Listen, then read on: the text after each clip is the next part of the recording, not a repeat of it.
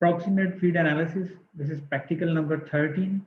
In this practical, we will perform crude fiber determination. During the previous practical, we did determination of ether extract or crude fiber.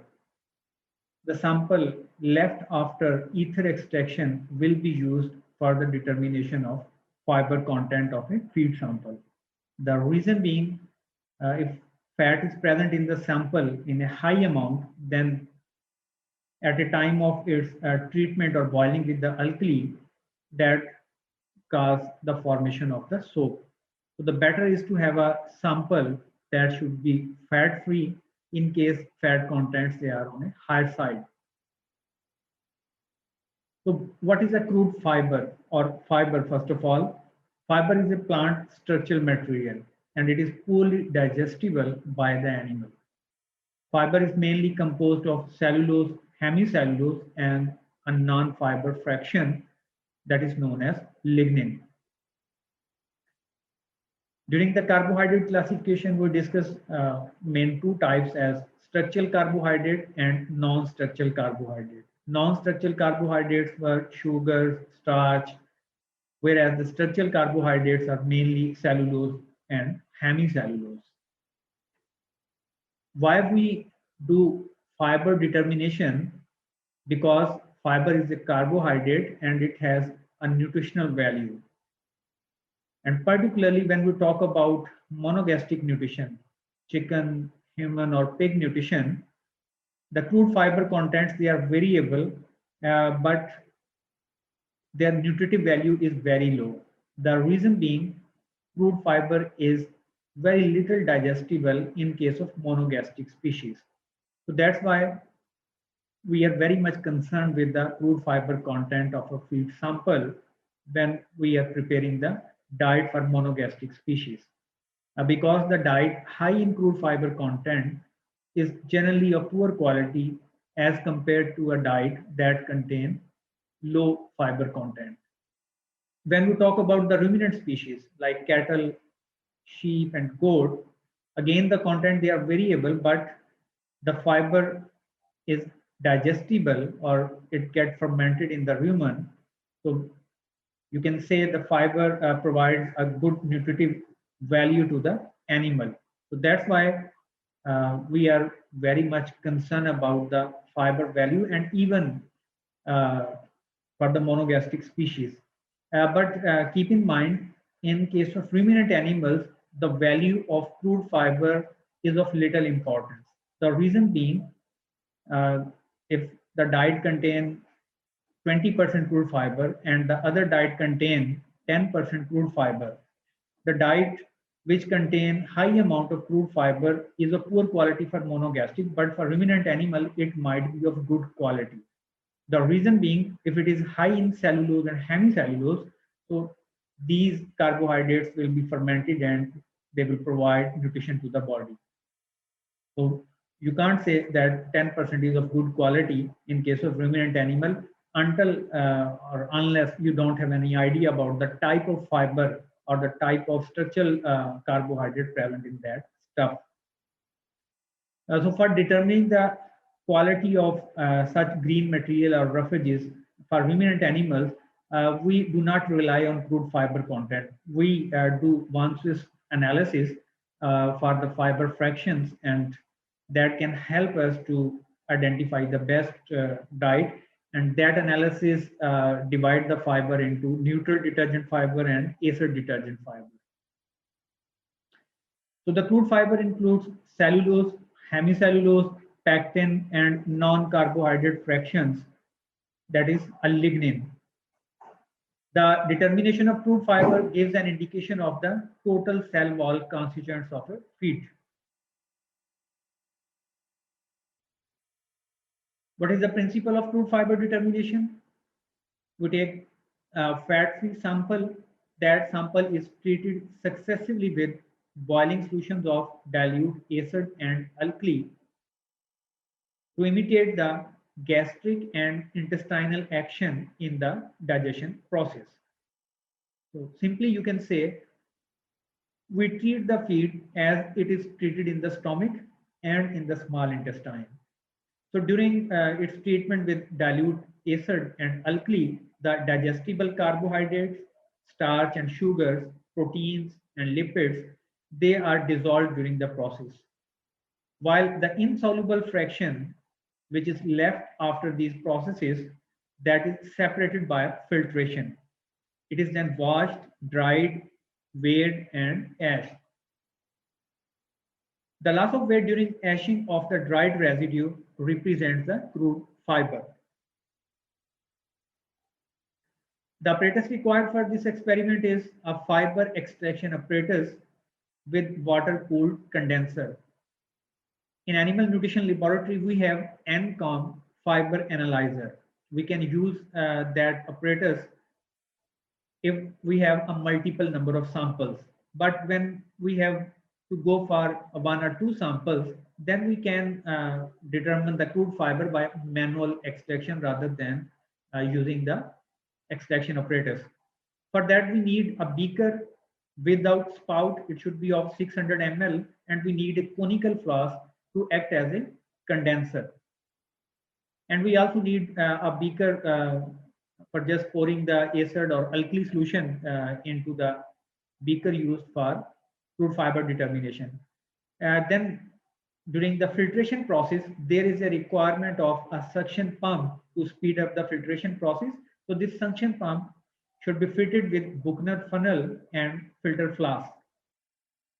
For making ash and drying the samples, we need crucible. Spatula is required to collect the sample, to stir the sample, and muslin cloth for filtration of the sample. What are the reagents which are required? The number one is sulfuric acid, and the second one is sodium hydroxide solution. We need 1.25% solution weight by volume. We need 1.25% weight by volume solution of sulfuric acid. This solution has a normality of 0.255. So this solution can be prepared by mixing 7.07 ml of sulfuric acid in sufficient distilled water to make a volume of 1 liter or 1000 ml. But keep in mind, sulfuric acid has a specific gravity of 1.84 and purity is 96%. In some cases, the purity is 98%. In that case, you have to redo the calculations to get the exact amount of sulfuric acid rather than using 7.07 ml. Because this solution is 1.25% weight by volume. We are not adding 1.25 gram of sulfuric acid, rather we have to calculate the ml of sulfuric acid to make this solution. Whereas sodium hydroxide solution is required of the same strength, that is 1.25% weight by volume, because sodium hydroxide is available in solid form. So you have to go for weighing 1.25 gram of sodium hydroxide, mix this 1.25 gram pure sodium hydroxide in sufficient distilled water to make a volume of 100 ml. So this will give you a 0.313 normal sodium hydroxide or 1.25% solution of sodium hydroxide. So you can use this formula if the specific gravity or purity is different, or your lab have different type of sulfuric acid solutions. In some cases, there are the commercial grade. In that case, again, you have to calculate the quantity of sulfuric acid required, but better is to go for 96 or 98% pure sulfuric acid. For the calculation of sulfuric acid volume to make 1.25% solution, you can use this formula. Here, gram equivalent weight of sulfuric acid multiplied by normality into liter and divided by specific gravity and purity. In our case, we have 49 is the gram equivalent of weight of the sulfuric acid, and we need 0.255 gram sulfuric acid, and we need 1 liter of solution. And in our case, we have 1.84 is the specific gravity, and the sulfuric acid available with us is 96% pure. So the calculated value is 7.07 ml. This is the other way to calculate the value depending upon the specific gravity and purity. Then procedure: weigh 2 gram dry sample up to the precision of 1 milligram. Make that sample fat free through ether extraction in Soxhlet apparatus. So if you already have a fat free sample, then there is no need to go for this procedure.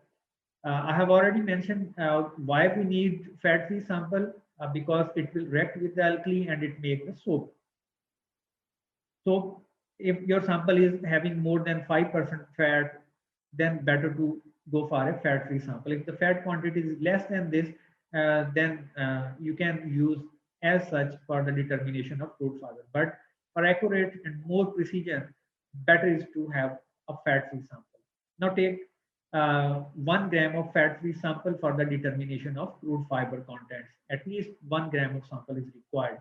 So pour that 1 gram into a 600 ml beaker. So that beaker should be without spout. Add to a 200 ml of 1.25% sulfuric acid solution. Now place this beaker on the hard plate and place a conical flask containing distilled water over it. So that conical flask containing cool distilled water will act as a condenser. Now boil the solution for at least 30 minutes. So always count down the time when boiling starts. So boil for 30 minutes with occasional removal of the particle that stick to the walls of the beaker. Due to the boiling, the fiber particles they get stuck with the side wall. So you can use glass rod or spatula to mix it with the solution. Sometimes due to excessive boiling, there is evaporation of water. So in that case, add distilled water to maintain the volume in the beaker up to 200 ml. After 30 minutes of boiling, filter through a muslin cloth using the suction pump. So make the residue free of acid by washing thoroughly with distilled water. The residue which is left over the muslin cloth, it should be washed with the distilled water. Better to use the hot distilled water that is present in the conical flask used as a condenser. So that will help to remove the acid. So after complete removal of the acid, then transfer the residue to the same beaker and add 200 ml of 1.25% sodium hydroxide solution. Then repeat the same process. When boiling starts, count for 30 minutes, and after that, let it to cool down. After cooling, go for the filtration, and after filtration, make the residue free of alkali by washing with hot distilled water and 1% nitric acid solution alternatively. So when it is free from alkali, then transfer the residue to a previously tiered and weighed crucible. For this purpose, use a clean crucible, weigh it and label it before transferring the residue into the crucible. Then place this crucible in an oven at 105 degrees Celsius till constant weight. This is similar to the dry matter determination. When constant weight is attained, then record the weight of the dried residue in the crucible.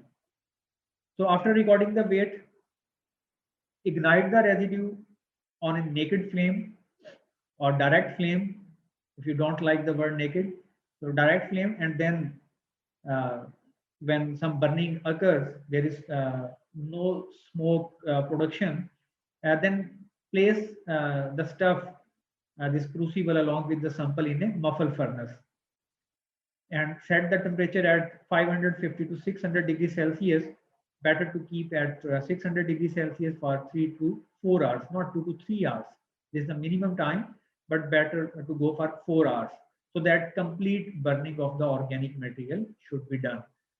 So after bringing down the temperature of the furnace, cool the crucible in a desiccator and record the weight of the crucible along with the residual ash. So at this point, always be careful. Do not open the muffle furnace when temperature is 600 degrees Celsius. Just turn off the muffle furnace and wait until its temperature lower down to 200 degrees Celsius. Then open the muffle furnace and get out the crucible and place it in the desiccator until its temperature become at a normal room temperature. Then go for weighing that crucible along with the residual ash.